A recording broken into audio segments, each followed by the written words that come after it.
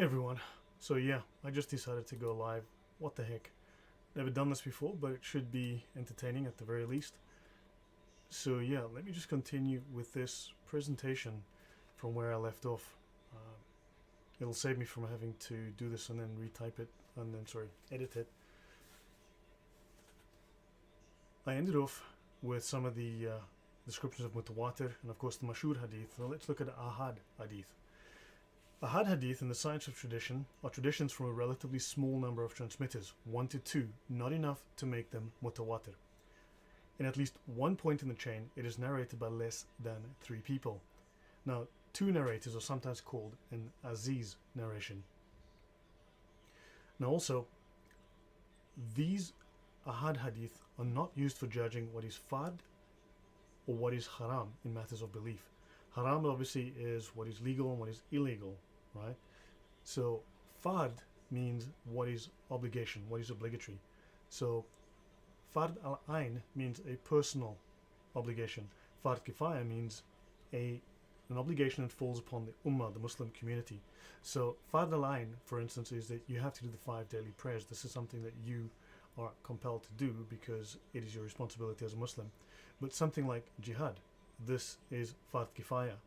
A small minority of Muslims is compelled to do it because if no one does, then the sin of non-performance falls upon the entire Muslim community and they all are guilty of sin and they all risk going to hell. Now, if a hadith is ahad, but all scholars are unanimous about its authenticity, then this hadith is reliable. I'm just going to shift this over so I can actually see this and see if there's a chat going on. Alright, now the majority of hadith are ahad. In other words, the majority of hadith are considered to be a case of broken telephone. Just muting this tab. I just decided to do this on the fly. So understand the majority of hadith are ahad. They have too few narrators to make them mutawatir. Let's continue. Now you've got some extra categories of hadith. You've got mustafid, maudu, matruk, and matruh. Matruk's interesting. Muslims claim that Khadija, Muhammad's first wife, was 40 years old when he married her. The simple fact is, no, she was not. The age range that she's given is anything from 25 to 46. The most commonly accepted age by the scholars is 25, for the simple reason that apparently she bore Muhammad 6 children.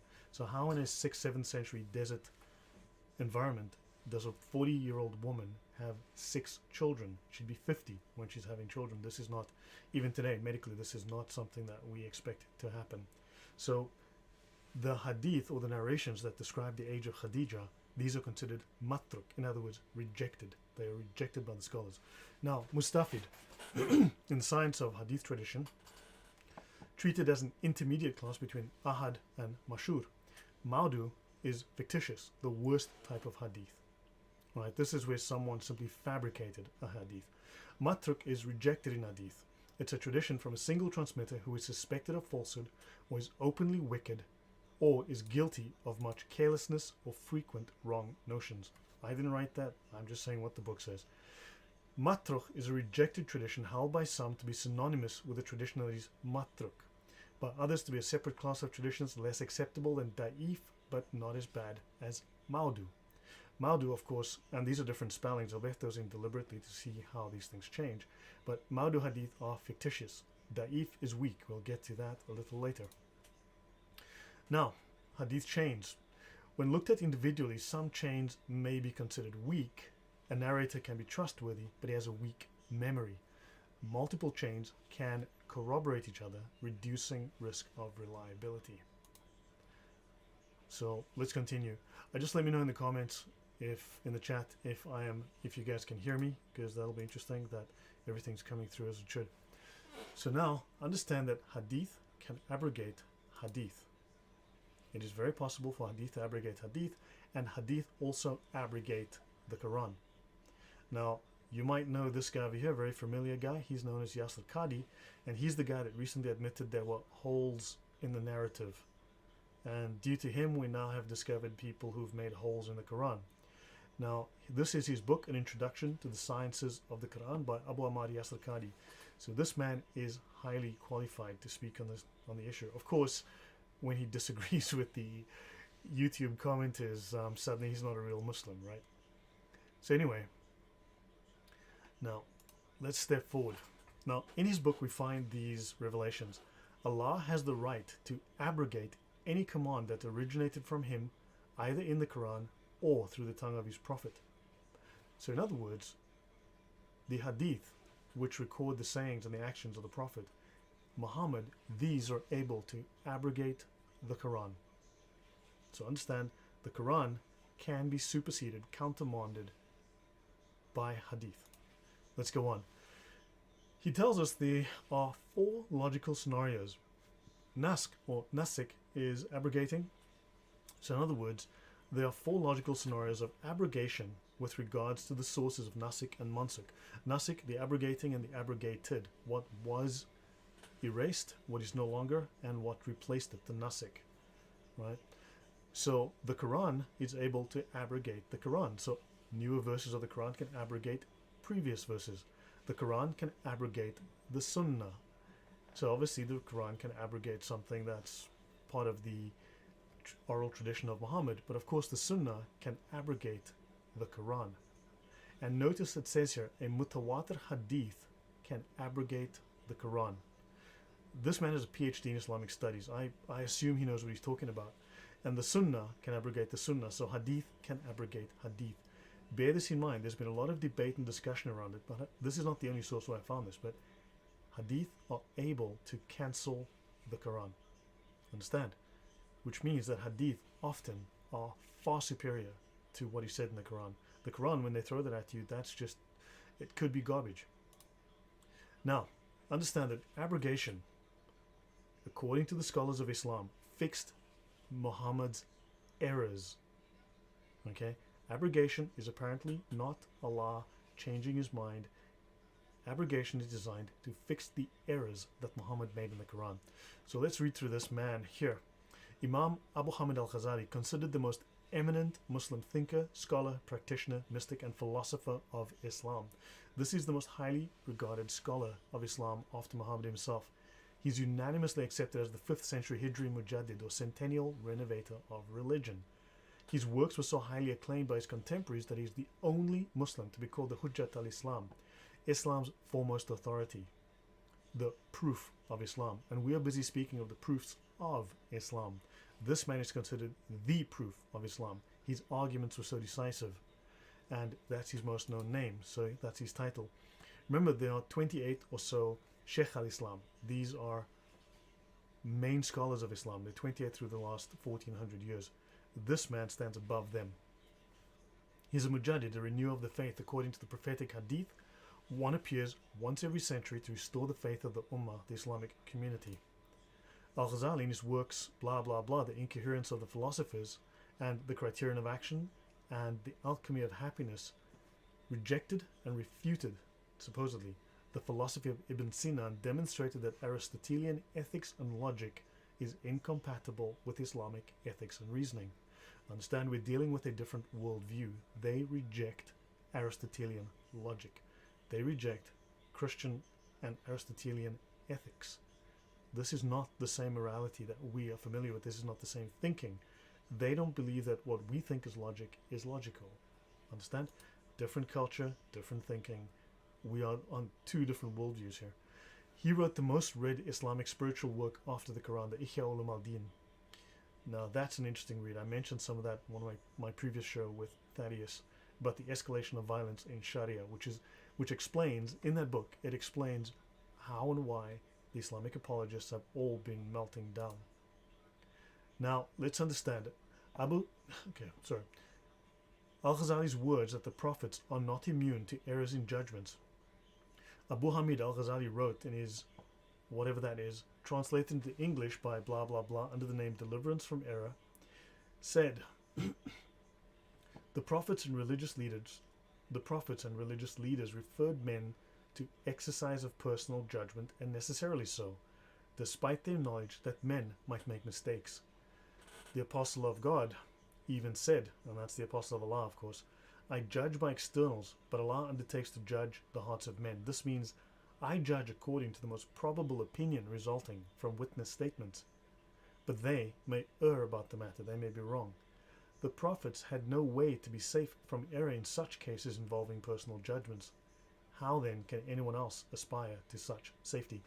Now, it is not uncommon in Islamic texts for them to cite a work, a hadith, and provide absolutely no reference. You just don't know. But you'll find that these comments are everywhere across scholarly writings, in the tafsir, in various scholarly works, you name it, all over the place. So they say, he claims that this was said by Muhammad. The prophets had no way to be safe from errors, so then how can anyone else? So comment, Al-Ghazali wrote this in refutation of the Shia who say that there must be an infallible imam at every time to know the truth. Al-Ghazali explained that the prophet used his personal judgment in judging between people and he was not free from error in it. Al-Ghazali explained these matters in detail, that prophets can make errors in judgment. Now there's an additional slide to this. I'm going to skip that slide for the simple reason that I'm going to be doing a full show on Saturday, and this is from another scholar that expands upon this and simply bluntly states Muhammad made mistakes, Muhammad forgot things, Muhammad recited things incorrectly, and abrogation was designed to cover up these errors, to erase them, and thus replace them with Allah's correct statements. Muhammad made mistakes, or in other words, the scholars went and edited things afterwards to suit them. Now this is something that I think is highly relevant. This explains a lot of what happens with these Islamic apologists and these people we find in the comment section who just, yeah, let's play this. Exposure to true information does not matter anymore. A person who was demoralized is unable to assess true information. The facts tell nothing to him. Even if I shower him with information, with authentic proof, with documents, with pictures, even if I take him by force to the Soviet Union and show him concentration camp, he will refuse to believe it. That's the effect of demoralization. These people are so heavily indoctrinated they cannot accept the truth. They cannot listen to the truth. They cannot hear the truth. They will reject the truth. They will fight the truth, even if you show them from their own documentation. Now we're going to step into the Reliance of the Traveller, the Umdat al-Salik. This is the classical manual of Islamic sacred law. This is from Shafi. Now Shafi is the founder of the Shafi school of jurisprudence. He's considered the master architect of Islamic jurisprudence. He is a major scholar.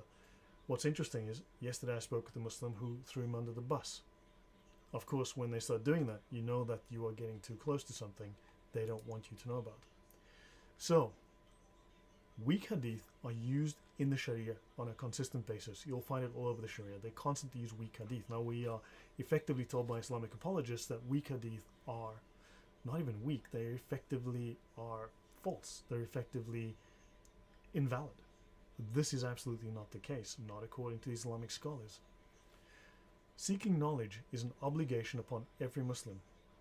The meaning of this hadith, though the hadith itself is not well authenticated, meaning being weak, is true. This is not the only case where the Sharia actually utilizes weak hadith. It uses them on a number of occasions, and Muslim scholars refer to them fairly often. Now, skip that point for Saturday. So, now the Reliance goes on to say, having discussed lies and forgeries, we must strictly distinguish them from the hadith category called not well authenticated, or da'if, literally meaning weak, so termed because of such factors as having a channel of transmission containing a narrator whose memory was poor, one who was unreliable, unidentified by name, or for other reasons.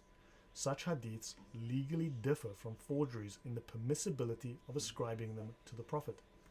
Weak hadith can be ascribed to Muhammad, and they can be utilized for legislation. They can be utilized for judging things despite the fact that they're weak.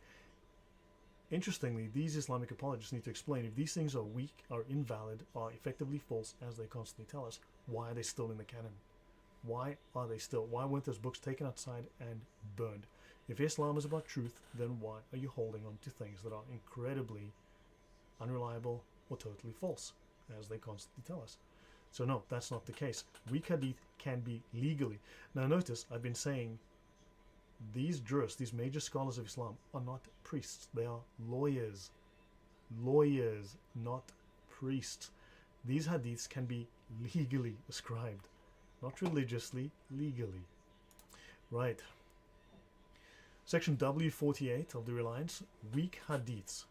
A weak or da'if hadith is a term for any hadith with a chain of transmission containing a narrator, blah, blah, blah. But weak hadith cannot simply be equated with false. Hi, Mrs. Skull Super. Hey, thanks for stopping by. So yeah, I hope everyone can hear me right, that the audio is fine. So now, legal information that is connected. So what we have, okay, so weak hadith cannot be equated with false. Were this the case, mere analysis of the transmitters would be the universal criterion for the acceptance or rejection of particular rulings of hadith. While scholars do use this measure in upgrading the work of preceding generations of legal authorities, they have not employed it as a simplistic expedient to eliminate every piece of legal information that is connected with the weak hadith because of various considerations. One of these is that when a piece of information is received through a means of transmission that may or may not be trustworthy, we generally have doubts about it. But when one and the same piece of information reaches us through several completely different channels, even though each one may or may not be trustworthy, the logical probability of the information's falsity is much reduced. And if we receive the very same piece of information from 10 such channels, the possibility of its falsity does not usually even come to mind. Earlier we saw 25, now we have 10. It varies, depends on the quality of the transmitter, supposedly, or the criticality of the issue at hand. But notice that when they say it's weak, it could be coming from multiple channels. So technically you could say that's mutawatir. However, the channels contain someone who has a faulty memory, a weak personality, known to lie, etc.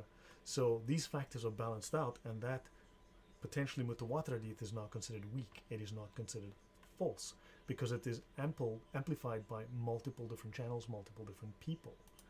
So yeah, we're being lied to by either very ignorant or very dishonest Islamic apologists in the YouTube comments. I wish they would read their own sources. This verificatory principle has two important implications, one being the obligatory nature of belief in hadiths that are mutawatir. So it is obligatory for a Muslim. Remember, Sunni Muslims. Sunni comes from Sunnah, the people of the Sunnah, the people who believe in the Sunnah of Muhammad, who follow the way of Muhammad. This is Sunnah, what we're seeing here. These hadiths are obligatory. So if a hadith is mutawatir, it is obligatory for a Muslim to believe it. And the second one, that the weight that hadith scholars give to multiple means of transmission, which can raise a hadith from well-authenticated Hasan to rigorously authenticated Sahih, or from weak to well-authenticated. We learned in the previous set of pages that scholars have ongoing studies, and they might find that, hold on, wait, here's a change in this transmission, suddenly a hadith changes classification, goes up. So, a hadith can be raised from Hasan to Sahih, or from weak, da'if, to well authenticated, as described in the following account of a hadith's reclassification by a major specialist in hadith forgeries. I'm not going to read that, but just understand it is valid. This is the case, right? This is what happens in Islam. Another reason why weak hadith cannot simply be equated with false, and yeah, there are plenty. We know them. We know their names. They comment all the time, and yeah, they lie to us, or as I said, they're either extremely ignorant or completely dishonest. Weak cannot be equated with false is the fact that the weak is an attribute of the hadith's chain of transmission, while false is an attribute of the text, right? So in other words, the text itself could be completely trustworthy, but the chain of transmission is weak. So that's going to affect how they grade this hadith. So these are two different things, and they view that as a probabilistic expectation of how to grade that thing. And yeah, they speak of their 4 logical possibilities for any hadith. So now back to the Sharia law. Sharia law is the Talmud of Islam, really. So yeah, the Muslim Talmud is the Sharia. Thus, when the person who has related a hadith is an Islamic scholar of the first rank, it is not enough for a student or popular writer to find one chain of transmission for the hadith that is weak. No, you have to go through the scholars. There are a great many hadiths with several chains of transmission and adequate scholarly treatment of how these affect a hadith's authenticity that have been traditionally held to require a master, hafiz. So in other words, These guys can't just make up their minds. We've got to go through the masters, and the masters have already done their job, right? A Hafiz, like Bukhari, Muslim, Dahabi. We've never heard of some of these guys. Ibn Kathir, right? Or Suyuti, who have memorized at least 100,000 hadiths. Their texts, change of transmission, and significance to undertake the comparative study of the hadith's various chains of transmission that cannot be accurately assessed without such knowledge. Today, when one hadith master Hafiz remains in the Muslim, there are no longer Hafiz masters, no longer hadith masters in the Islamic community. We do not accept the judgment of any would-be reclassifiers of hadith, no matter how large their following, unless it is corroborated by the work of previous hadith masters. Hopefully that clarifies. So again, we should not be taking these idiots in the comments, take their views seriously. I don't know why anyone does. By the way, scholars of hadith are called muhaddithin. So yeah, JC, the reliance of the travelers from the Shafi'i school. Yeah, that is correct. And Shafi'i is considered the master architect of Islamic fiqh, the master architect. So he was the first to take the ideas of fiqh and actually write them out in his, it's called the Risala. He actually is now regarded as the founder of the school of fiqh, Usul al-Fiqh, the Risala. That was his construction, and so he's the founder of that. So even though he founded the school, there are two scholars that came after him that are considered more famous, who've built upon his work, and others built upon his work and founded the other three schools. But Nawawi, for instance, supersedes him.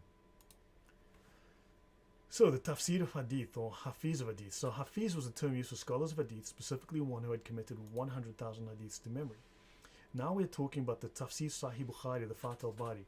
As we know, we've got tafsir of the Quran, right, which are scholarly discussions, scholarly exegesis of Quran verses. This is also true for all of the hadith. This man here who wrote this book did exegesis of each of Bukhari's hadith. The most important of all hadith collections is Al-Jami' al-Sahih of Imam al-Bukhari, gauged by the fact that at least 70 commentaries have been written on the Sahih. Now, the most celebrated tafsir of Bukhari, right, is without question the magnificent Fath al-Bari, the victory of the Creator, by Imam Ibn Hajar al-Asqalani. And he is also not just an Imam, he is a Sheikh al-Islam, one of the 28 most highly regarded scholars of Islam. Only 28 scholars roughly have been given that title over the last 1400 years. Only one scholar stands above them, and that of course is Al-Ghazali. So JC says the fiqh is hinged to Sharia law. They issue the fatwa decrees on how to pray. Now understand that the Sharia is the Talmud of Islam, right? It's the Islamic Talmud. So you've got the Torah, you've got the Quran, then you've got the Mishnah, the oral traditions, then you've got the Hadith, and so on. So then you've got the halakha and you've got the fiqh. That's where they have explained and then expanded the laws of Islam in the Sharia, right? And the fiqh. So rather, the 613 mitzvot of Judaism, that would be your Sharia, effective, something like that. These are what are the rules we can derive from the Torah, right? And by the same token, what can we derive from the Hadith and the Quran? That's your Sharia. And how do we express that in law, in life? That's the fiqh. So appreciated by the ulama scholars for the doctrinal soundness of its author, complete coverage of Bukhari's material, mastery of the relevant Arabic sciences, the wisdom it shows in drawing lessons, and its skill in resolving complex disputes over variant readings.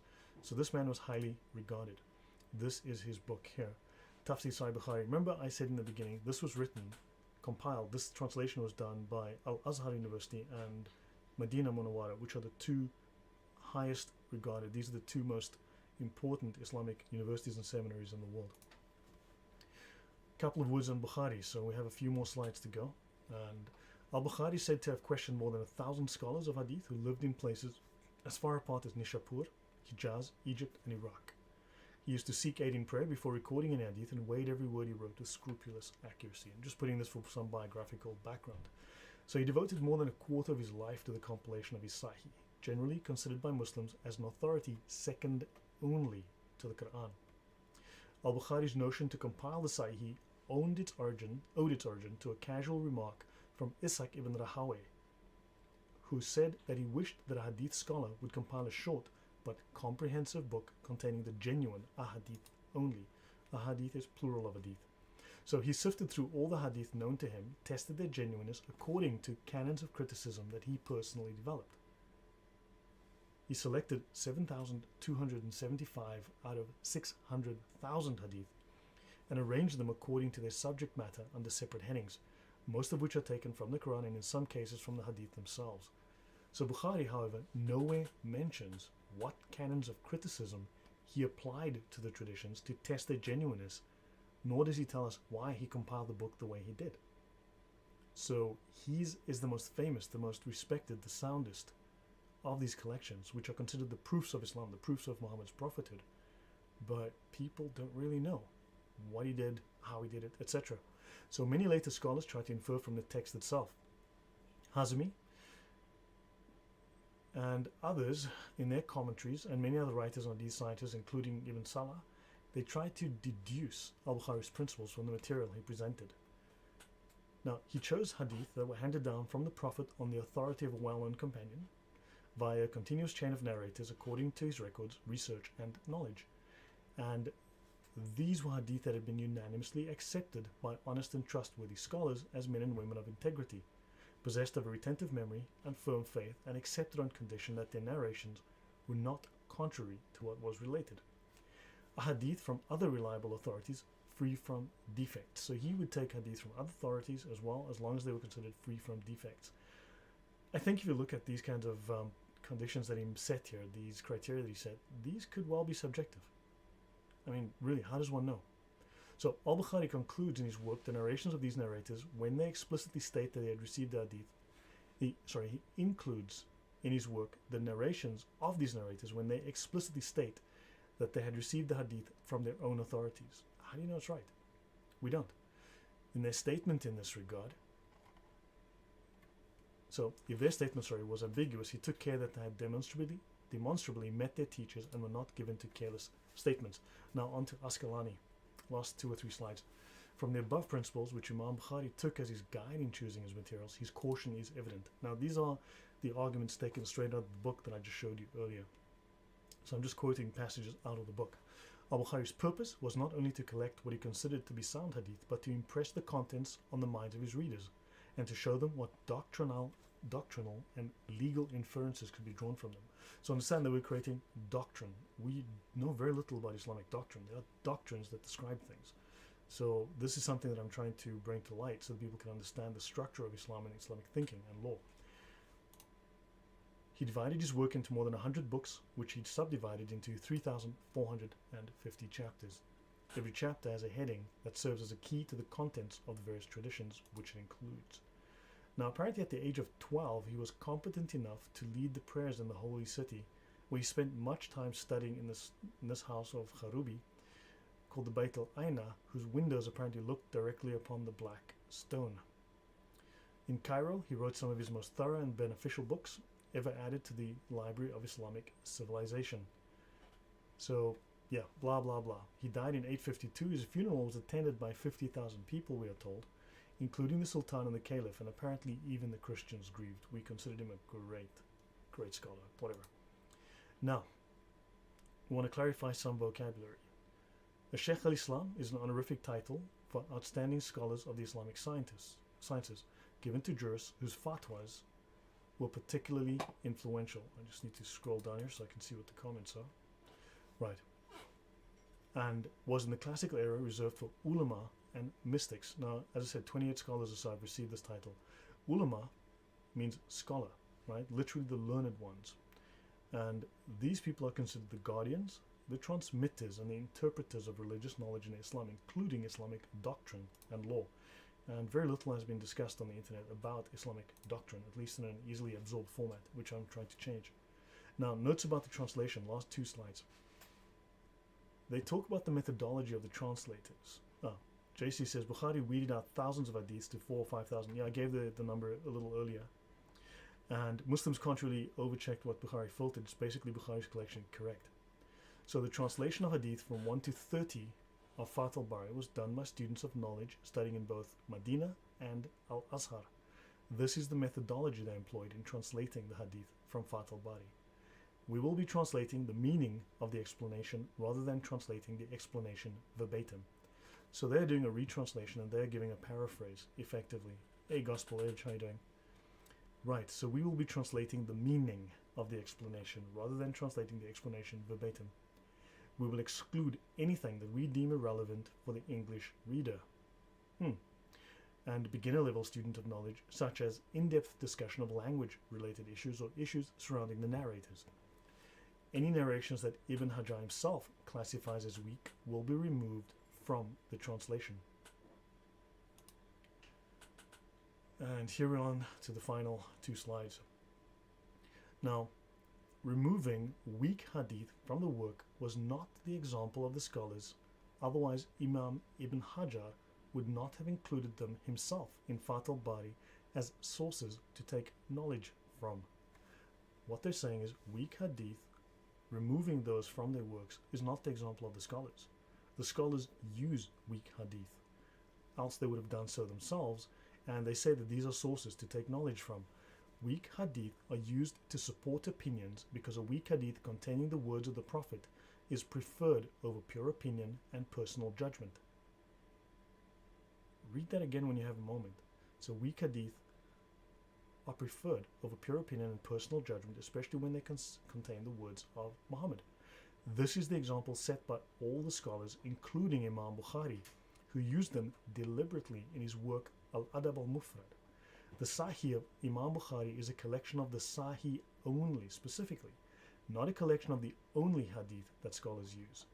So he restricted himself purely to what was considered Sahih. The scholars themselves state a Sahih hadith has about a 99 to 100% chance of being entirely accurate. I'd say the chances of being entirely accurate is roughly between 0 and 0, but yeah, that's just me. Now, the scholars themselves say that a Sahih hadith has 99 to 100% chance of being entirely accurate. A Hasan hadith has about an 85 to 99% chance of being entirely accurate. A Da'if hadith has about a 45 to 85% chance of being entirely accurate, and this is the widest band of accuracy. Even a fabricated hadith has a 45% chance of being accurate.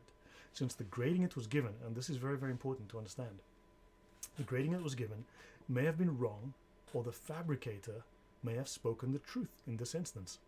So weak hadith should not be treated like fabricated hadith, because an 85% chance of being entirely accurate is a very high chance. This is not me writing this. These are the scholars from the 2 top Islamic seminaries in the world. If a person received 85% on his test scores, would he throw that out? That's the very good question. Would he throw that out? Right? Would he throw that out saying, this isn't worth anything? Each hadith is treated individually. There's no such thing in Islam as banning an entire grade of hadiths from being used. Hopefully this answers the dishonest commenters or the ignorant commenters, the Islamic apologists in the YouTube comment section. No, just because it's weak, your scholars actually consider them relevant. They're in the Sharia. They are legal. They can be used in the Sharia. They can be used in the fiqh. So even fabricated hadith are still studied because one scholar may grade it fabricated, while another may grade it sahih. And there are many famous examples among the scholars of this occurring. And that's the end. Yeah, so yeah, look, I just decided to, off the cuff, just do this and finish this so that I can have this video online. And yeah, any questions from anyone? Because that is the end.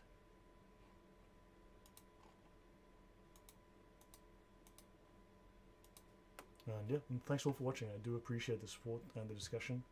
I learn a whole lot from you guys. Honestly, it's actually, you'd be amazed how much your commentary helps me. Man, you guys give me clues, you give me hints, you teach me things. It's been very, very helpful. But hopefully, if you can let me know, how does this help you? And how can we take this forward to, take the fight back to these guys so that we can show them the truth.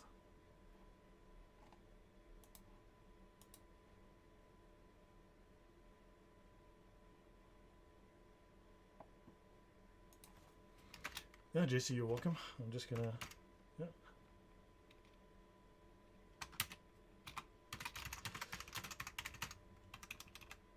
Yeah, you are welcome. Thank you, Vertisamo, much appreciated. Much appreciated.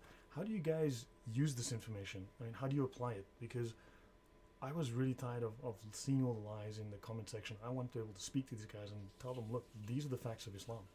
I wasn't finding this anyway, so I went to do it myself, and I can refute them now because I know the Sharia so well, I know the fiqh so well. What about you guys? How do you use this, and how do you find it useful? How do you apply it? What do we need to do? You know, what information do we need to start putting out there so that we can show just how dishonest these apologists are? You're welcome, Gospel Age. No, thank you for all the support. Hey man, we're all fighting the good fight, you know. I don't think we're going to be putting out videos. Hello, Dodger. Yeah, I don't think we're going to be putting out videos like some of these crazy Islamic apologists. We're not there. Okay, yeah, so yeah, if there's no questions, I'll leave it open for a minute just for questions. If none, then I'll shut down the stream, because at least now I've read out my presentation. Saturday, 2 p.m. Eastern Standard Time, 8 p.m. Warsaw Central Time, Europe Central Time. Well, what's it? European Central Time, yeah. I'll be doing a presentation with Thaddeus on his channel, Reasoned Answers Apologetics, and we will be discussing this entire presentation live. I've made updates as well in the meantime. Veritasamo, man, I use those pertinent things all the time, and they will deny. Thaddeus will confirm, and we've discussed this many times in his live streams. I will say, look, I don't want your opinion. Show me from the Sharia. Show me a fiqh citation. Quote me out of your top scholars' books. Each of them. Oh, you'll go back. Oh yeah, no problem. Yeah, awesome. Yeah, no, if you need anything, let me know. Just drop in the comments. Maybe I should start making a list available. People can download like a Word document or a TXT document, and that might be helpful.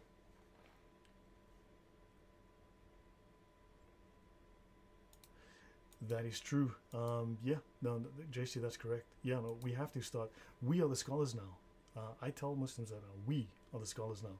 Remember, they're not allowed to tell us these things. It's illegal for them. Sharia forbids them, and they follow that. I've asked hundreds of Muslims, show me from the Sharia. Show me, give me a citation. Not your opinion. You claim to follow the scholars.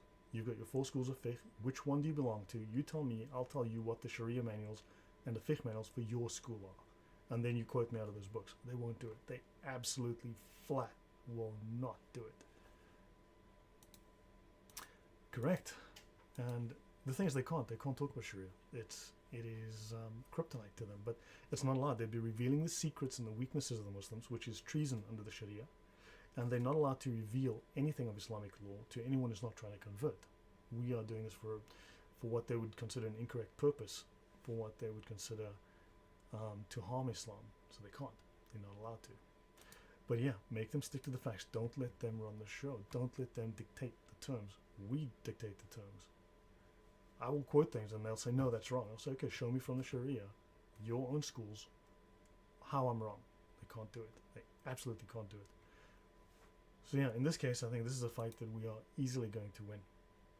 I mean, seriously, they can't tell me that they outrank the top scholars of the 2 top Islamic universities in the world, where their top imams are trained. Just not going to happen. Okay, yeah, so guys, yeah, if that's it, I will start wrapping up the stream. I hope this was interesting. One last question. Should I do occasional Q&As, like go live for half an hour or something? And because of you, I went and downloaded the Reliance and was amazed at the absolute... Oh, yeah, it's horrible. Yes, Veritasamo. It's terrible. It's slavery. It's a prison. It is a prison. Weird enough, I found myself in the same context as they are, and I can insert missionary speech into the midst. Yeah, look, we don't hate Muslims, right? I mean, look, sure, I make fun of them all the time because I mean, man. But yeah, it's better than what they do, which is go out and threaten people with death. Making fun of people I don't think is illegal. Yeah, but look, we don't hate them. We really want to help them. We're here to help them, and I want to teach them what their own scholars say. And I need you guys to understand also, remember, like I said, the Sharia is the Talmud of Islam. Just like the Jews are the Talmud, the Sharia is the Muslim Talmud. And we need to start taking it seriously. The Quran and the Hadith became the Sharia, became the Talmud. The scholars don't need those references. They look at their own works from the Sharia, the fiqh, and so on. That's what they look at. The Quran and the Hadith, those are little toys for the new Muslims, just recent converts, and for the lay Muslims to play with. Those are like little, like you give a baby a toy. That's what those are. The real stuff is the reliance, the absolute Sharia. So, okay, so very to sum with the, yeah, I'd love to do some Q&A. So I can maybe like every now and again just put up a little notice as soon as I figure that out, and just do a Q&A. I'll come online, take some questions, and try and answer as much as I can. Especially because if we're out there in the comment section trying to, trying to school these guys, trying to teach these guys, trying to refute their lies, and yes. So reliance is from the Shafi school. Shafi is considered the master architect of Islamic fiqh. So he wrote a book on Usul al-Fiqh called the Risala. It's the very first. He was the very first to basically codify all of the Sharia into the fiqh, into the Islamic law. And then of course he inspired everyone else to do that, and everyone else built on that foundation and then created the Islamic law as we have it today. So he is considered the very first scholar to do so, and he is a very, very highly regarded scholar. Now what's interesting is yesterday a Muslim tried to throw him under the bus. So of course when he did that, I figured, okay, I need to go read more into this guy's life. Right, because when they do that, that's a clue that you really need to go and look at what they're trying to deny or deflect from. So the Umdat al-Salik is from the Shafi school. The Shafi school is considered the strictest of the schools. It is also, the reliance is a single volume, right? It's the reliance of the traveler and the tools of the worshipper. So for instance, take the Hidayah, which is 2,652, give or take, pages, 4 volumes. It's a stack this high on the desk, right? So it's huge. Whereas the reliance is a single volume. The original, before it was added to by Keller, is like 600 pages, and you could carry it with you like a little Bible. You could carry it with you and you could use it. So yes, it is accurate, right? It's a summary document. So if you need more information, you then go and refer to another book, to another scholar's works. But it encapsulates all that is relevant. So yes, it is accurate. And if you compare its writings to various other books like the Hidayah, for instance, the Reliance has maybe, I think, 1 page on jihad. You go to the Hidayah and you'll have like 80 pages on jihad, but it expands and confirms everything in the Reliance, for argument's sake.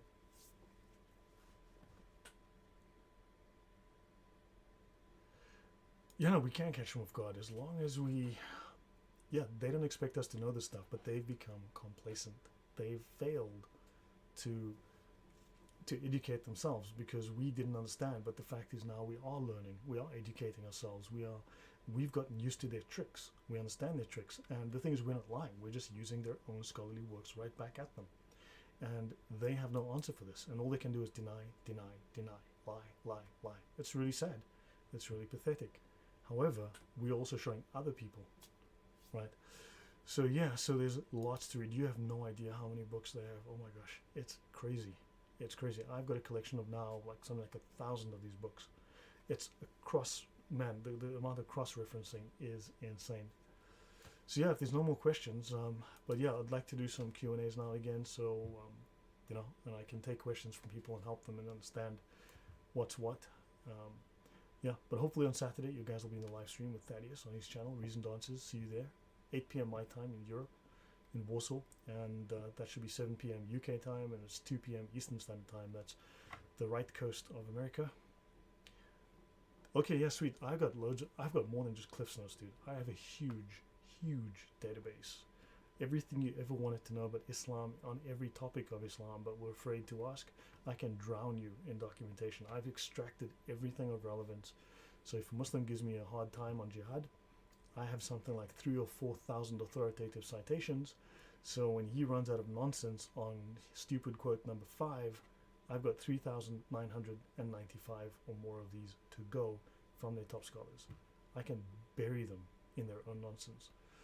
Yeah, from their top scholars, and I mean, there's no way for them to refute it. It's just, yeah, I have too much data, so I'm happy to share that. If you guys want, in the about page of my YouTube account, there's my email address. Just drop me an email if you need anything. I can hook you up. Okay, guys, so yeah, I'm gonna call it here. Thank you for joining me on my very first ever live stream. I appreciate it. I have no idea how many people are actually in the chat. Let me have a look. Hey, wow. Cool, 10 people. Yeah, thank you again for all the support, all the advice. I actually learn a lot from you guys, and yeah, we will see you next time. Right now I actually have to figure out how to cancel the live stream. That's yeah, new to me too. Okay, I'll see you guys next time. Have a good one. See you Saturday. Bye.